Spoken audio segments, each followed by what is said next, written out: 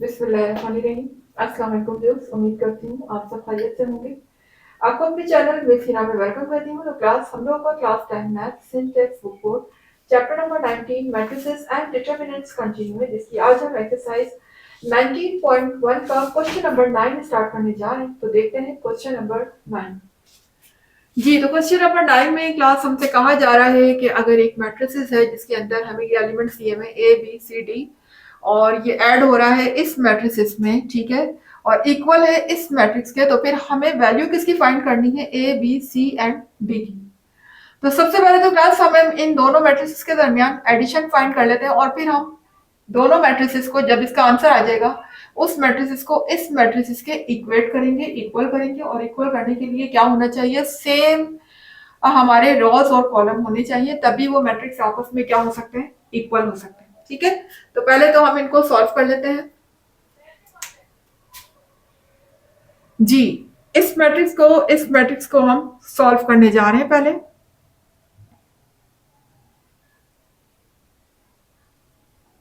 A C B and D.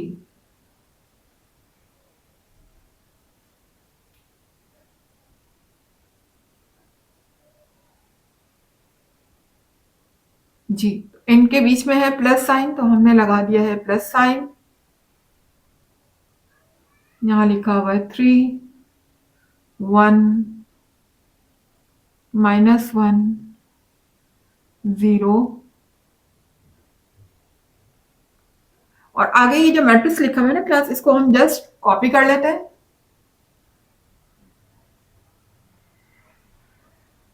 1 0 0 1। जी, तो अभी हमने इन दोनों मैट्रिक्स को क्या करना है, प्लस करना है।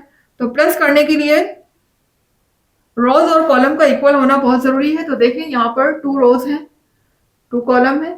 यहाँ भी सेम ऐसे ही है, 2 रोज एंड 2 कॉलम। ठीक है, इसका मतलब यहाँ पर एडिशन पॉसिबल है। ऐड कर लेते हैं। ए में प्लस करेंगे हम 3 को, बी में प्लस होगा 1, लेकिन चूंकि यहाँ माइनस साइन है तो माइनस आ जाएगा, अब हम प्लस का साइन नहीं लगाएंगे। इसी तरह से सी में प्लस होगा 1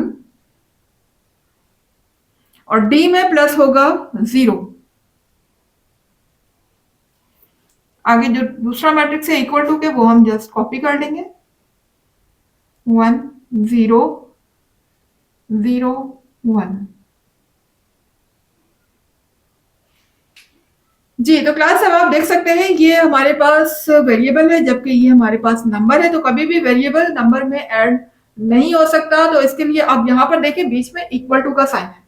अब हम इक्वेट करेंगे दोनों इक्वेशन, दोनों मैट्रिसेस को कैसे इक्वल कर सकते हैं। तो आप देख सकते हैं क्लास, जब मैंने आपको फर्स्ट क्लास ली थी तो उसमें मैंने आपको बताया था कि जब इस तरह से बीच में प्लस साइन लगा हो तो ये कभी भी 2 कॉलम कंसीडर नहीं होते, ये हमेशा एक ही कॉलम होता है। यानी ये एक ही एलिमेंट कंसीडर होगा, ये भी एक ही एलिमेंट है, ये भी एक है और ये भी एक है। ठीक है ना। अलग कॉलम कंसीडर होने के लिए बीच में गैप होना बहुत जरूरी है। इन दोनों के दरमियान कोई गैप नहीं है बल्कि साइन है। तो जब कभी भी इस तरह से 2 एलिमेंट के दरमियान कोई साइन गिवन हो, प्लस का, माइनस का, मल्टीप्लाई का या फिर डिवाइड का, तो इस सूरत में हम वो एक ही एलिमेंट कंसीडर होता है। ठीक है, यानी कि ये अलग अलग एलिमेंट नहीं है बल्कि ये एक ही एलिमेंट है। अदर ना, जब एक ही एलिमेंट है तो जाहिर है कॉलम भी एक ही होगा। ठीक है, तो अब हमने क्या करना है, इक्वल करना है सेम क्रॉसपॉन्डिंग एलिमेंट को। तो देख सकते हैं कि क्योंकि क्योंकि दोनों मैट्रिक्स एक दूसरे के इक्वल है, इसका मतलब a प्लस 3 इक्वल होगा 1 के, b माइनस 1 इक्वल होगा 0 के, c प्लस 1 इक्वल होगा 0 के, c प्लस और d प्लस 0 इक्वल होगा 1। हम बारी बारी सबको इक्वल कर लेते हैं यहाँ पर। तो देख लीजिए, a प्लस 3 को मैं इक्वल कर लेती हूँ 1 के। ठीक है, यहां पर मेरी a की वैल्यू आ जाएगी। इसी तरह से b माइनस 1 किसके इक्वल होगा, 0 के। इसी तरह से यहां देखिएगा c प्लस 1 किसके इक्वल होगा, 0 के।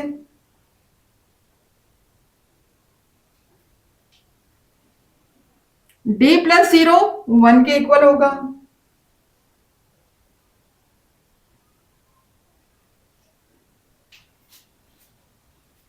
हम देख सकते हैं यहाँ पर चारों वेरिएबल की जो वैल्यू है इसमें आपको अलग अलग निकाल कर दिखाऊंगी।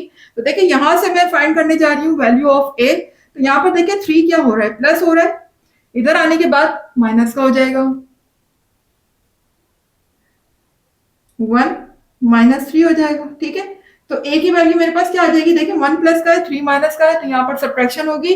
3 में से 1 को माइनस करेंगे तो हमारा रह जाएगा, रिमेनिंग होगा 2, और चूंकि 2 जो है वो माइनस का होगा, चूंकि ग्रेटर नंबर के साथ माइनस साइन लगा हुआ है, तो ए की वैल्यू आ जाएगी -2। यहां से मेरी ए की वैल्यू आ चुकी है। अब यहां से बी की वैल्यू फाइंड कर लेते हैं। ये इधर -1 है, इधर आने के बाद +1 हो जाएगा, ये बी की वैल्यू आ गई। इसी तरह सी की वैल्यू हम लेंगे, तो यहां से देखें 1 प्लस का, इधर आने के बाद माइनस का हो जाएगा, सी की वैल्यू -1। इसी तरह से ये देखें यहाँ पर 0 है, डी में 0 में कोई भी चीज प्लस हो तो कोई फर्क नहीं पड़ता ना उससे, तो हम डायरेक्ट लिख सकते हैं।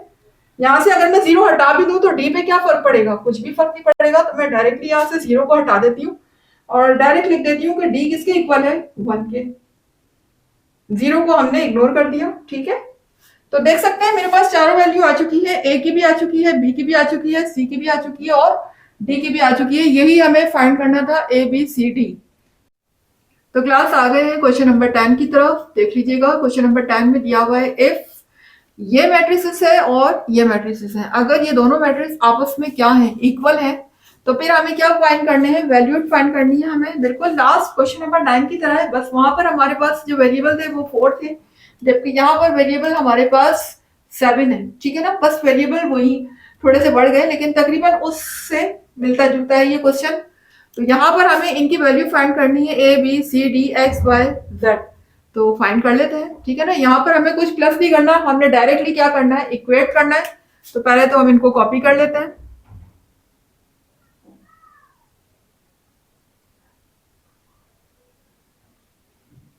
X 2 Z -1 0 3 Y 3 2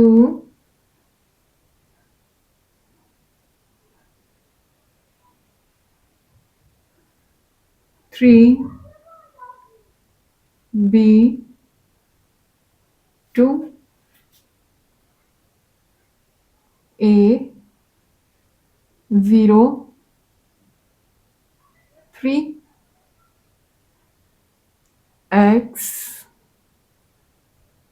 C and D.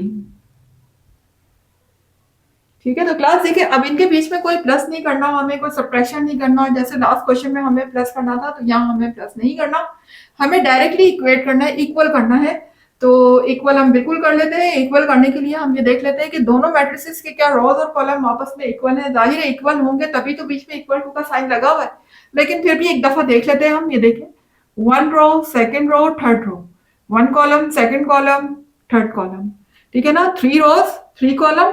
इसी तरह सेकंड मैट्रिक्स में देख लेते हैं, 1 row, second row, third row, 1 column, second column, third column, 3 rows and 3 column. अब दोनों मैट्रिक्स के रोज और कॉलम आपस में इक्वल है, तो इसका मतलब इनके क्रॉसपॉन्डिंग जो एलिमेंट्स हैं वो भी क्या होंगे, इक्वल होंगे। ठीक है ना, तो इसका मतलब है कि ये वाला एलिमेंट इसके इक्वल होगा, ये इसके इक्वल होगा, ये इसके इक्वल होगा।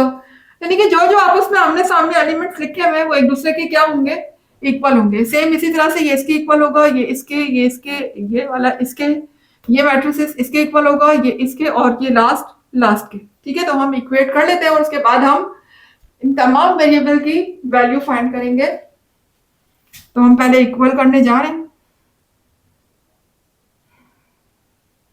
तो x इक्वल होगा 3 के।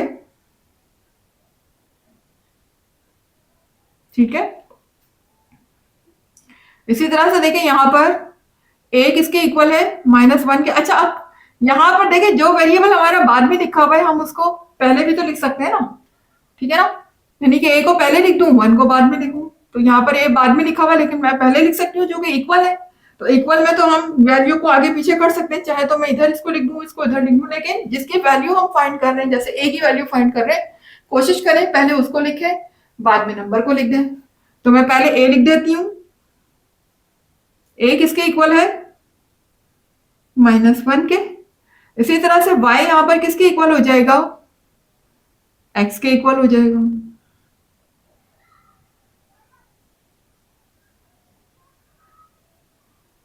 ठीक है, 2 किसके इक्वल हो गया? b के। तो यहाँ फिर हम यूं लिख सकते हैं कि b किसके इक्वल है? 2 के। ठीक है, इसी तरह से अब यहाँ पर तो 0 आ गए दोनों जगह, तो इनको तो इक्वल लिखने की जरूरत नहीं है, हमें 0 के इक्वल 0 क्यों लिखेंगे हम?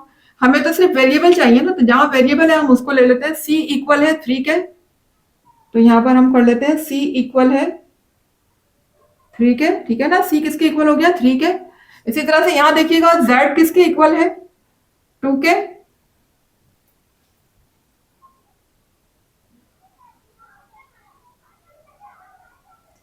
z इक्वल हो गया 2 के, और 3 इक्वल हो गया 3 के। तो 3 इक्वल हो गया 3 के, ये लिखने की जरूरत नहीं है, क्योंकि हमें यहाँ नंबर नहीं, हमें यहाँ वेरिएबल फाइंड करने हैं।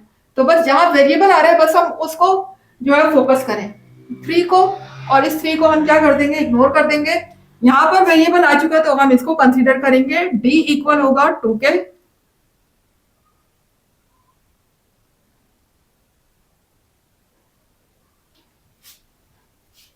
ठीक है,